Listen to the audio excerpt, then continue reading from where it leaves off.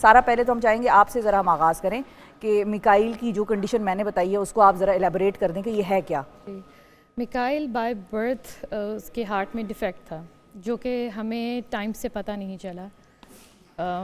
जब ये 2019 की इसकी पैदाइश है, जब ये पैदा हुए तो उसके फ़ौरन बाद कोविड की वेव शुरू हो गई और वैसे ही हस्पतालों से जाना आना, और वो इतना हम लोग उस चीज़ को अवॉइड करते रहे।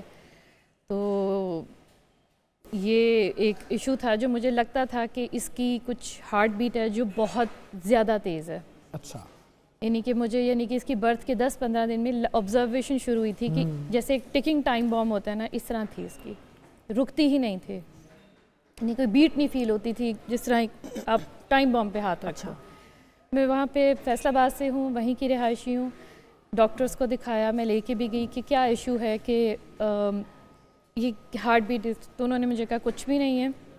चेकिंग करके जो फिज़िकल एग्जामिनेशन किया, उन्होंने कहा कि ऐसे बच्चे तो ब्लू होते हैं, अगर कोई हार्ट का इशू आप वहम कर रही हैं और कह के ठीक है, है, अच्छा है, सब ठीक है, कोई मसला नहीं। जब ये 4 माह के थे तो इन्हें फर्स्ट निमोनियल अटैक हुआ जो कि बहुत देर तक रहा। इतनी मेडिकेशन, वेट बिल्कुल गेन नहीं हो रहा था और वहीं पे पीक ऑफ कोरोना शुरू हुई। सब कुछ होते, जब ये 6 माह के थे तो इनकी मीज़ल्स की वैक्सीनेशन थी जो थोड़ी पेंडिंग जा रही थी क्योंकि मैं ख़ुद डॉक्टर्स पे जाना अवॉइड कर रही थी, सेम रीज़न। जब मैं गई हूँ तकरीबन ये तब 7-7 माह के हो चुके थे, तब उन्हीं डॉक्टर ने फिर मुझे कहा कि इसकी फ़ौरन एको कराएं, क्योंकि वैक्सीनेशन के साथ ही मैंने कहा कि मैं ज़रा एक चेकअप भी करा लूँ बच्चे का, क्योंकि बर्थ हुई हुई है। उससे पहले ये भी बता दूँ कि इसका वेट गेन नहीं था। ये 3 आउंस मिल्क भी घंटों में पीता था, बहुत ज़्यादा स्वेटिंग हो रही थी इसको, और जो खाता पीता था वो वॉमिट कर देता था, हज़म ही नहीं कर पाता था। और ये चीज़ें मेरे लिए बिल्कुल एक न्यू थी क्योंकि मुझे पता ही नहीं था ऐसे इशू क्या है और ये हो क्या रहा है मेरे साथ। जब पहली एको हुई तो पता चला कि इसके हार्ट में एक नहीं बेतहाशा सुराख है। अच्छा, बेतहाशा है, लाइक स्विस चीज़ हार्ट कहते हैं, जिस तरह जो एक हम जिन कार्टून्स में चीज़ देखते हैं जिसमें सुराख ही सुराख होते हैं, बेसिकली इसकी हार्ट कंडीशन वो है कि जो निचली दीवार है वो है, इतने बड़े 2 सुराख हैं कि वो जो एक छोटी सी सिम्टम है, डॉक्टर ने कहा ये सिंगल वेंट्रिकल ही कहते हैं हम। अच्छा, और वॉल्व में भी यानी कि काफ़ी छेद दिल में है। इस पर हम डॉक्टर साहब को भी ज़रा थोड़ा सा इंगेज कर लें मेरे ख्याल में। सर, इस कंडीशन के बारे में थोड़ा सा अगर आप हमें बता सकें कि ये क्या होती है और ये कितनी कॉम्प्लिकेटेड होती है। जी, बहुत शुक्रिया। एक्चुअली जो बाय बर्थ या जिसको हम कंजेनिटल हार्ट डिजीज़ कहते हैं, उनको हम ब्रॉडली 2 में क्लासीफाई करते हैं। एक होती हैं सिंपल, एक होती है कॉम्प्लेक्स। सिंपल मीन के they are easily correctable after birth, ठीक है, उनको मोस्टली करेक्ट किया जाता है। आइदर वो परक्यूटेनियस, जिस तरह हम एंजियोग्राफी के ज़रिए कुछ को ठीक कर लेते हैं, और कुछ ऐसी भी होती हैं जो थ्रू सर्जरी हो सकती हैं, तो वो हैं सिंपल। कुछ होती है कॉम्प्लेक्स, जिस तरह के मिकाइल बेचारा सफ़र कर रहा है, तो कॉम्प्लेक्स में भी आगे बहुत सारी वैरायटीज़ हैं, बहुत सारी इसमें आगे टाइप्स हैं।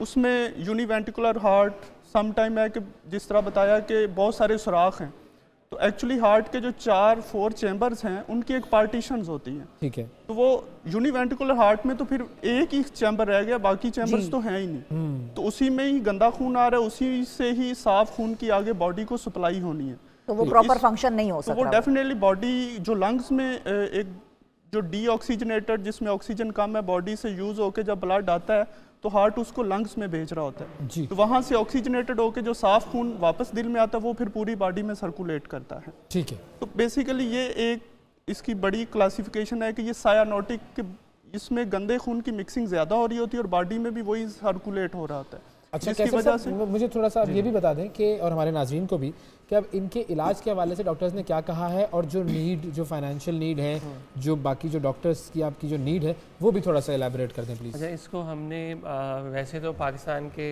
जितने भी मेन बड़े कार्डियोलॉजिस्ट हैं हम उन सबको कंसल्ट कर चुके हुए हैं, इधर इन लाहौर, कराची, इस्लामाबाद, दिल्ली।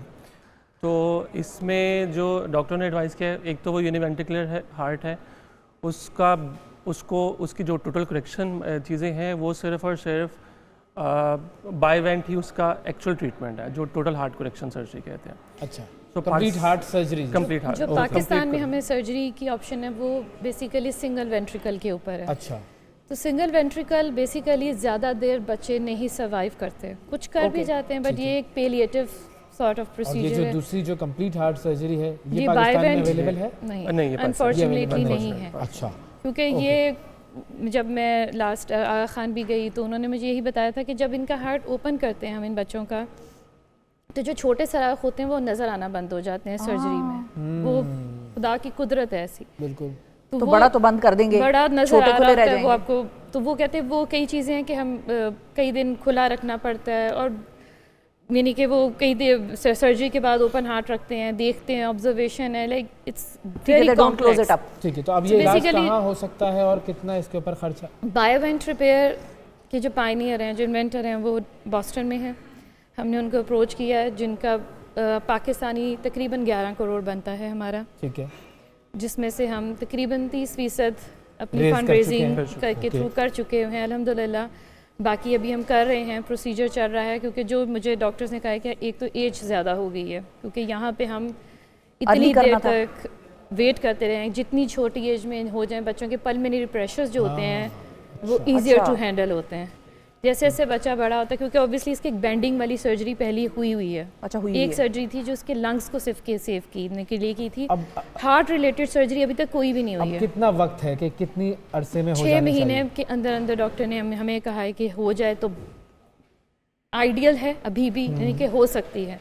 उसके बाद जैसे ही ये अपने क्योंकि बैंड से आउटग्रो कर रहे हैं, ऑक्सीजन सैचुरेशन इनकी जब बैंडिंग लगी थी तब 89-90 पे रहती थी, नॉर्मल भी। ठीक, हाँ, फुल अच्छी ऑक्सीजन सैचुरेशन तो कभी भी नहीं रही। अब वो सैचुरेशन भी 80s पे आ गई, और 70s पे जब ये चलते फिरते हैं तो 60s तक ड्रॉप कर जाती है। तो डॉक्टर साहब अभी मतलब हमने ऐसे बड़े लोग भी देखे हैं, मतलब आम जो एज में बढ़ जाते हैं, जो ये बताते हैं कि मैं खेल नहीं सकता या मैं ज़्यादा उछल कूद नहीं कर सकता या कर सकती क्योंकि मेरे दिल में सुराख है। अब उन्होंने वो ज़ाहिर लाइफ गुजार दी है, अपेरेंटली वो ठीक लगते हैं, लेकिन कॉम्प्लिकेशंस क्या होती हैं? मिसाल के तौर पे इनका तो अब सर्जरी इनएविटेबल है ना, वो तो करानी है, लेकिन ऐसे बहुत सारे लोग और भी हैं जो सुराख दिल के जी साथ बिल्कुल, वो जिस तरह मैंने आपसे पहले बात की कि कुछ होते हैं सिंपल कंजेनिटल इश्यूज जिसमें सुराख होता है और वो सुराख का साइज़ छोटा होता है, और वो with the passage of time ज़्यादा इशू नहीं कर रहा होता, उसमें इशू हो रहा होता है, लेकिन उसमें लोग अक्सर डायग्नोज नहीं होती अर्ली एज पे, क्योंकि सिम्टम्स कोई नहीं होती, ना सांस फूलता ठीक है, है। ना धड़कन तेज़ होती, ना उंगलियां नीली होती, अक्सर बच्चा ब्लू होता है, तो वो सिम्टम्स होती ही नहीं है क्योंकि वो बहुत माइनर होता है, इसलिए वो अडल्टहुड में चले जाते हैं। 40s में भी इवन कई सुराख पकड़े जाते हैं जी, अब पता चला है, है, हाँ, तो इसलिए उनमें ज़्यादा मसला नहीं होता, and they can survive easy. ठीक है। उसको हम छोड़ भी देते हैं कि वो मेडिकली चलता रहे या थोड़ी बहुत मेडिसिन से चलता रहे, लेकिन कुछ सुराख हैं जो पैदाइश पे बड़े होते हैं और उनकी अर्ली करेक्शन वेदर वो सर्जरी से होनी है या एंजियोग्राफी के ज़रूर भी हम इसको सुराख को बंद करते हैं, लेकिन इनका तो सिनेरियो डिफरेंट है।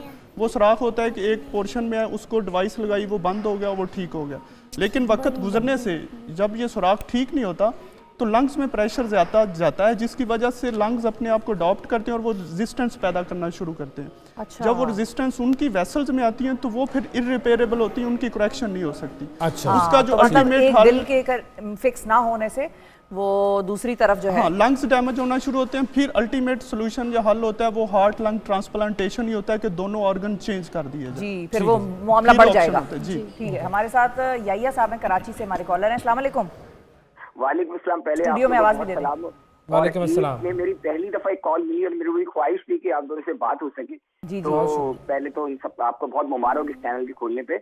अच्छा, मैं सिर्फ एक मुख्तसर सवाल करना चाहूंगा। शिफा, मेरा सवाल यही है, जो आप मौजूद पे बात हो रही थी, एक तो अल्लाह ताला इस बच्चे को सेहत तंदुरुस्ती और की मदद की हमें तौफीक दे, आमीन। लेकिन सवाल मेरा ये है कि जब एक बच्चा पैदा होता है तो हमारे यहाँ इनिशियल लेवल पे जो चेकअप्स होते हैं उस वक्त वो देखते नहीं है सही तरह। वो बच्चा पैदा होता है उसको घर भेज देते हैं, बहुत सारी चीजें होती हैं जो इनिशियल लेवल चेक करनी हाँ, चाहिए। हम जी, डॉक्टर तो साहब वो से पूछेंगे। जो हमारे जीपीएस होते हैं, जो हमारे वो होते हैं, वो तो इस चीज पे इदराक ही नहीं करते, तो उनको ट्रेन करने के लिए आपके पास क्या प्रोग्राम है? ठीक है जी, बिल्कुल। ठीक है, ये तो खैर एक अलग टॉपिक है कि जब बच्चा पैदा होता है तो डॉक्टर्स उस वक्त उनको डिस्चार्ज कर देते हैं, प्रॉपर मुआयना, बहुत गहरा डिटेल्ड मुआयना नहीं होता उस वक्त ये बच्चे हमारा का। भी एक अलमिया है इस पे, क्योंकि जब मैं इसको 7.5 माह पे डॉक्टर पे लेके गई, उन्होंने मुझे कहा विद इन डेज इसकी बेंडिंग की ज़रूरत है। तो जब डॉक्टर जो सर्जन थे उन्होंने खोला और उसके बाद सर्जरी के बाद उन्होंने मुझे ये बताया कि इसका खून की जो इतना ज़्यादा हाई फ्लो था कि लंग्स इतने डैमेज थे कि जैसे किसी दीमक ने खा लिया। और ये किसी को पता नहीं था और डॉक्टर को इससे अभी पहले आप तक। डॉक्टर्स को कहती भी नहीं, लेकिन वो इग्नोर करते यानी हैं। कि